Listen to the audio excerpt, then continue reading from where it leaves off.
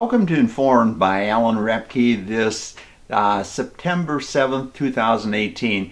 We're going to continue to look at some things your government is up to, whether you're a farmer or a businessman or a laborer that can hear this message. It's important we take a look at the government on a regular basis, and that is what we need a true independent press for. And obviously I'd like to be on TV in your area rather than just on the radio, and CTV and Redwood Falls TV and the other translators in the state could easily do that, because I've run that drill and proved that I can get around the area to have a true regional broadcaster. And when it comes to talking about the issues, I would love to be on TV so I could actually show you the charts and numbers that I'm talking about. And I'm sure if you listen to what I had to say, which you can see on, if you go to the Google box and go to Informed TV channel, just write Informed TV channel, and you'll see last week's program or this one if you want to listen to it again. And I'm sure my critics will say, well, you know, he made some mistakes as far as his numbers. Well, I'm sitting here in my Mickey Mouse little thing called a studio, which is just in my apartment, and they will point out that he didn't say that right, but everything in that program, in my programming in general, whether it's when I was on TV here in the Alexandria Lakes area for a short time in the Twin Cities or in Fargo, people would say, you know, I get your drift, Alan. Even if you don't say something quite right, in my programming on TV, I would always loop it so people could hear it 2-3 times. And going back to my ag analysis day with Alan Giebert, we'd been on multiple stations, and people would tell me they would listen on 2 different stations if they didn't quite understand the drift or the point that I was trying to make. And if they heard it a couple, 2-3 times, they were well on board. And so whether you have an ag background or just a taxpayer paying for these subsidies and what's going on in your community, Informed by Alan Roebke is going to give you some true insight. And with that, I want to give you a little thought process on some of my critics that way. Chris Clayton from DTN, and you just type DTN, you can see what they do. There's quite a free offering there. And I've been concerned about these conferees on this farm bill that key politicians have been saying, we've got to get this done in September, and obviously they should.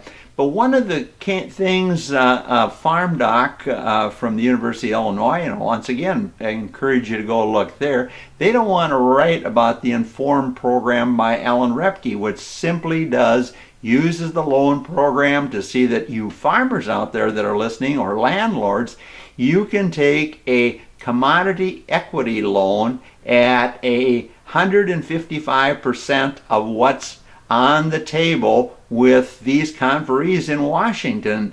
So you could take a corn loan at 302.5 cents per bushel. You could take a wheat loan at about 4.55, and you could take a soybean loan at 7.75 a bushel and make that market bid that grain out of your bin. So we have, just like patents, copyrights, trademarks, exclusive distribution, all those things are government granted price support. And the original concept of farm policy in our country and around the world was what?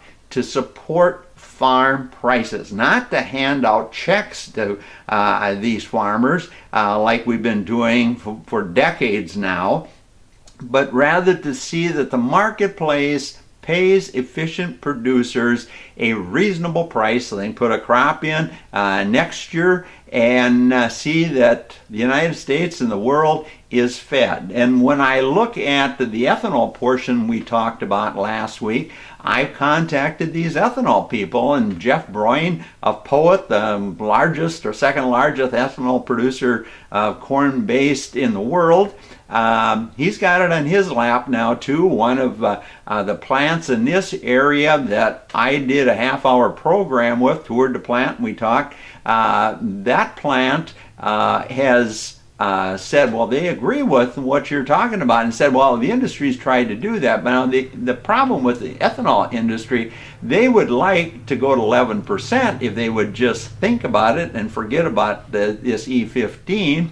But they won't like the a loan program that I'm attaching to it, because that might make them pay a little more for corn, and they don't want that. So we always have, when you're an independent, when you're what our forefathers envisioned the press to be, was an old ornery cuss like me, just like a good parent would do. Well, kids, you can jump off the dock today, but tomorrow morning that parent will say, no, there's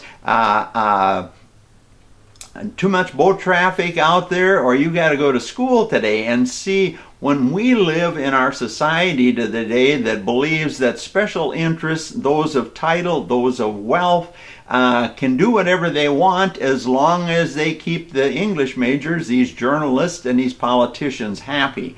And when we look at all the criticism of our president this week, and he's got a snitch in his midst, it just goes to show that our forefathers were right. You need one guy to make this decision. And as they say, we've got some check and balance in our society, but the check and balance that we're getting out of the media empires, as well as these journalists and some people of wealth, they want to overthrow this president. They want to run him out of town. He hasn't had his job for 2 years, yet they will support people that have been in Congress for 30 and 40 years, because they have some background. Old Trump, we haven't even given him 2 years yet. And so it's funny in this whole process, people, when we look at who controls the podium. And what I'm saying here is informed by Alan Roebke.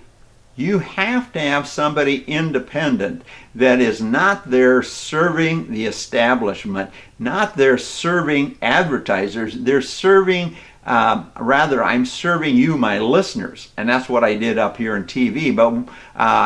But when we look at society today, we allowed our students, whether it's from Education Minnesota, MnSCU, or University of Minnesota, or our church colleges, only certain people can come to the podium, and that's a bunch of bull. And when we look at free speech and free press, we have all these people that say, well, give us credit for it and we'll take a look at it. And then back now a little bit to these conferees, where our own Colin Peterson says the job needs to be done. But when I thought Chris Clayton, once again from DTN, an interesting article, I'd like to talk to him, and I'd like to see him write an article about the Roebke plan that's incredibly simple and based on sugar, and the only farm policy that has worked without subsidies from you taxpayers. And you can go to the store today after or sometime this week, and you can buy that 4-pound bag of sugar, generic sugar, for probably $2, maybe a little more for Crystal or C&H. But the reality is it's much cheaper than that pound and a half bag, a box of Cheerios, Corn Flakes, or Rice Krispies, where all the grain in there has been subsidized for years. But anyway, when we look at these conferees, I think it is just outrageous. Now, I talked with emails through the executive director of the Illinois Farm Bureau. Alan Giebert's brother Richard Giebert is president. I haven't had a chance to talk to him, or Kevin Pape here in Minnesota, or Gary Werdish, about this simple plan that actually works. And what I got back from the Illinois Farm Bureau is, we've thought about this, and we want to move forward on this thought process. People, you have to understand what's the difference in all the other policies, and we're going to get to show you some insight on that, is the fact that when no one could get into the speaker's office, I had put a financial pact, a political action pack that had enough money to open any door I wanted. Much bigger than any of these sugar corporations or the other co-ops at the time. And here's what I'm getting at when I talk about these conferees. I went in with calling Rick Nolan. Chuck Hanton went with me because he was a good Democrat, nice Christian man. We were two good Christian men.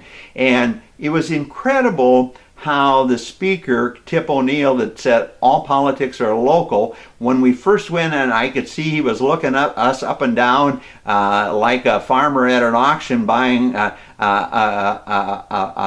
bull or a heifer or a sow or a boar. He was just sizing us up immediately, got a warm handshake, and soon as I started talking and Chuck Canton started talking, all of a sudden you could see the change in his facial expressions, and all of a sudden he got his feet up on the desk, he lit a cigar, and he started to listen. And he just listened to us talk about the program that the sugar industry had put out there that would work, that would get away from these subsidies. And it only took about 50 minutes, and he was totally and completely on board. When we left there, sugar was done. Why? Because old Tip O'Neill told those staffers that were fighting us because they had a master's degree or a doctoral thesis that this is kind of the way it's got to be done. They were looking at the footnotes of their old, outdated, incompetent textbooks, where we were dealing with the trenches. We at Southern Minnesota Beet Sugar Co-op, we either had to get a price for our product or it'd become a pigeon sanctuary. And I think the only one, probably Larry McNamara, I found out, who was president of the American Sugar Beet Growers Association, changed that dramatically, should have been our congressman, should have been our Secretary of Agriculture. And I served with him on that board, the national board, for 2 years, and really changed things. But I think the only one that can confirm of why did Southern Minnesota Beet Sugar Co-op, with over 300 members, why did they call in this young Alan Roebke? Roebke, you got to go out to Washington, you got to figure out what we can do, and you got to figure it out fast, and we got to get a price for a product. Why did they send Alan Roebke? Howard Ryberg at Buffalo Lake, I think, is still alive. Probably Swede Alfring, maybe Everett Wessel. Why aren't the news media or these writers or some of you people or this station calling those guys? Why did you call Alan Roebke when he had 300 people that many were seniors to him, but you called Alan Roebke and he got the job done for you? But what I'm looking at here in this conference report now this week, they had their meeting. They had a 3-hour meeting, and they've been debating these farm issues for well over a year. And here is the interesting thought from Chris Clayton. And he talks about the conferees of the Farm Bill understand the economic challenges facing farmers and want to get a bill done to provide certainty, a popular word among them, to farmers in rural America. Leading lawmakers in House and Senate Ag Committee met in the Senate on Wednesday, committing to get the Farm Bill done by September 30th. However, he writes, many of the conferees had significant reservations about specific or differences between the House and the Senate. And then old Pat Roberts, the founder of Freedom to Farm that passed way back when, and when they passed this Freedom to Farm concept, what had they done? They had said Grassley and Roberts and I think Durbin was there from Illinois, Leahy from Vermont or wherever he's from. All these old fogies were there, and they said, we're going to quit these farm subsidies, we're going to do a Freedom to Farm bill, and we're going to spend $49 billion, And in other words, $7 billion a year for 7 years, and then the farmer's on his own. And at the time, I tried to tell those guys, you're crazy. It can't work that way. What you're doing, you just can't leave farmers as a victim to speculators and whatever. You got to have sound support in the system like we did at sugar, but none of them wanted to listen. And here's the other thing that I find fascinating in this Farm Bill conference talk that Chris Clayton is writing about. If I can catch my... Roberts adjourned the meeting after more than 3 hours of speeches from the 56 lawmakers, which included 9 senators and 47 House members. It's now likely remaining talks to complete a farm bill will include largely staff and a handful of principal lawmakers seeking compromise. And that's why I did a little deal about Tip O'Neill. We cut the deal that has lasted for 30 years.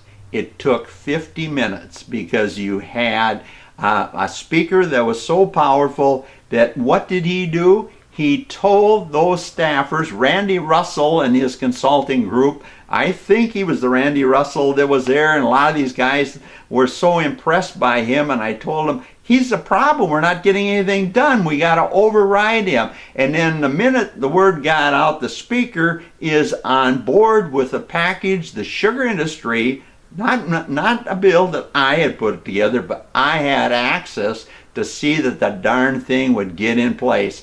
All of a sudden, no staffers, when old Tip O'Neill told those guys, listen to these guys, get that package on that's going to save the taxpayer, there's going to be no subsidies in it, it's going to allow about 15% of our sugar to come in from depressed countries around the world, the Caribbean islands and so on, and I want to see if that thing's going to work, and it has. But now what we're back to, 3 hours after the old Farm Bill was passed in 14, these guys, all it basically is, this Farm Bill they're talking about, folks, is just a replay of the one before. And the fascinating thing I want you, both farmers and taxpayers, to understand out there, and I haven't had a chance to talk to them again, the farm doc guys, you know, they got these big college degrees, and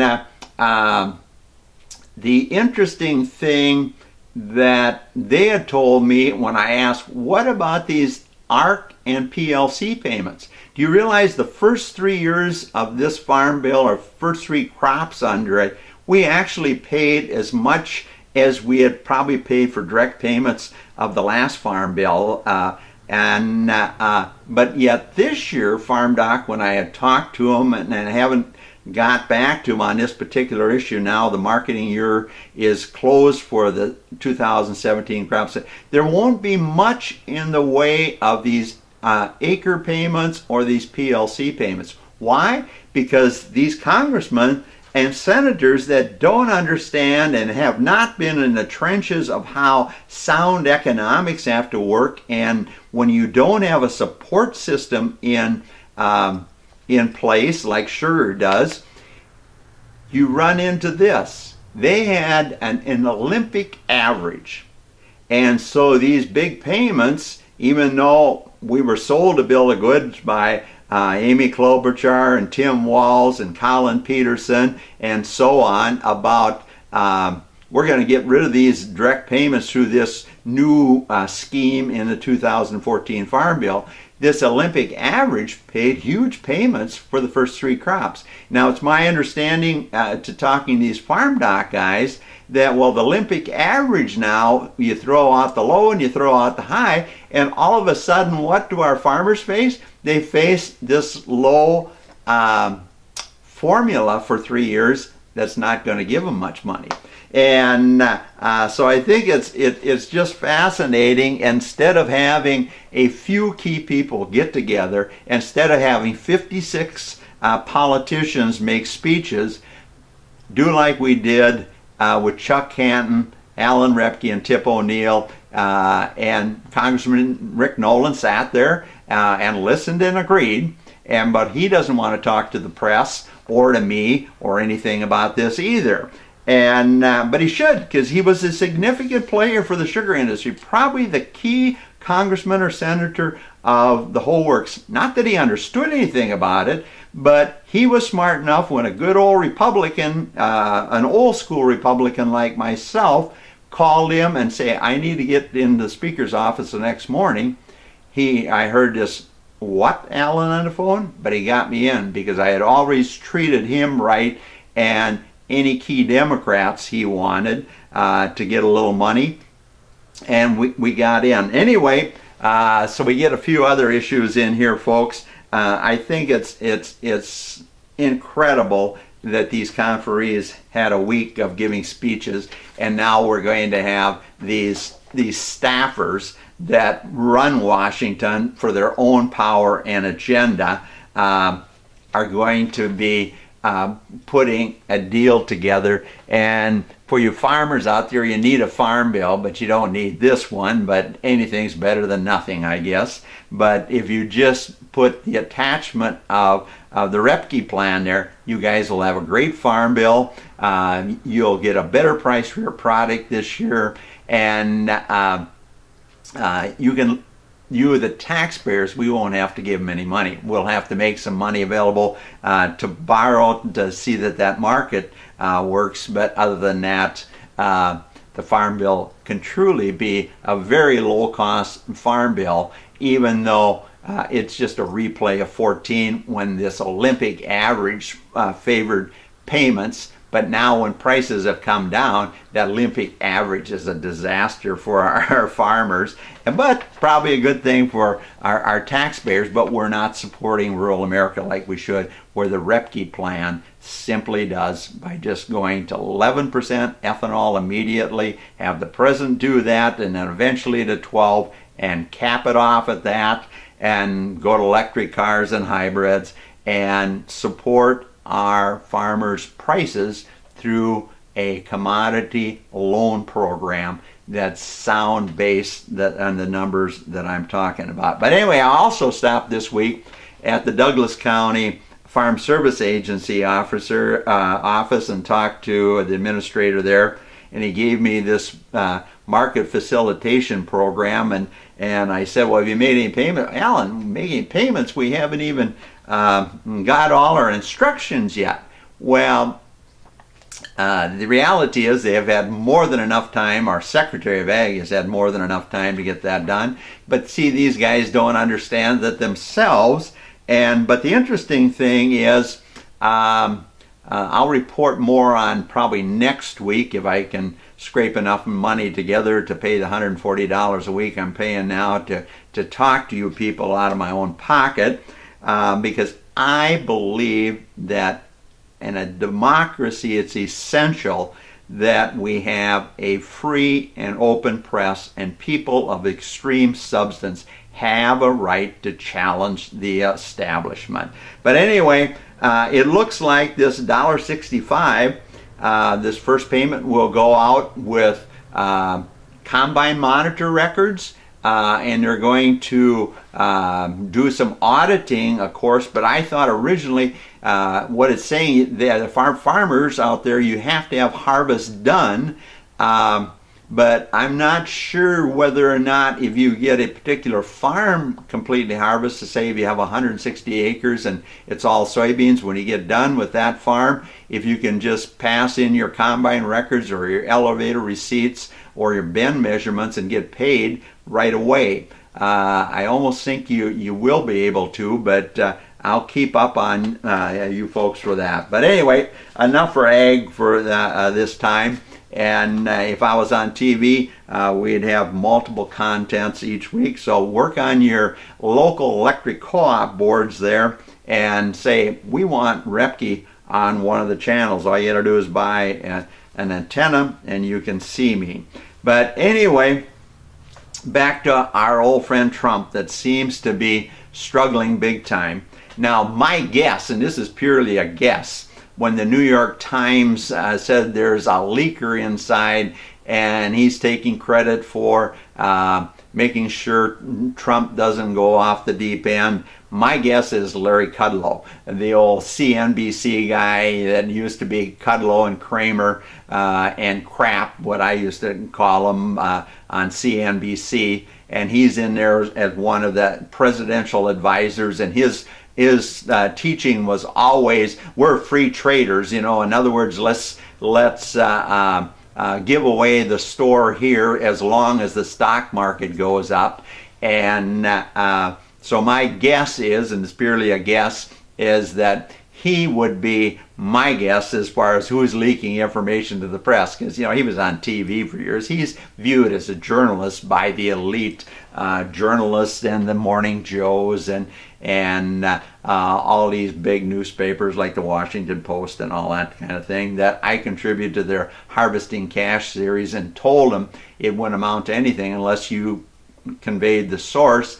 And after working with those people for months, and a couple key things they wouldn't put in, they called me the night before they announced that series and said, well, we're not going to include your name. The guy that had been, I feel kind of bad about it. Well, he got more credit in his writers, but it accomplished nothing. It was great reading on the front page for these people that don't know anything about agriculture. It was a 5-week series, but it didn't accomplish anything. I told them that. But it would have if they had disclosed their main source was old Alan Roebke. But then the other thing that I want you to think about a little bit, my audience here, is the Supreme Court nominee. He should just be verified and get it done. But and I think it will. But there is just so many things in our whole process today that should just irk the heck out of you. Now, what are you going to do by the time you watch this at, I think, 11:05 or something like that? It's on the radio in southern Minnesota. You're going to be keying up for the start of the NFL season. And we have these people that aren't going to pledge allegiance to the flag. And yet, you and I, to at least some degree, are going to watch these people play.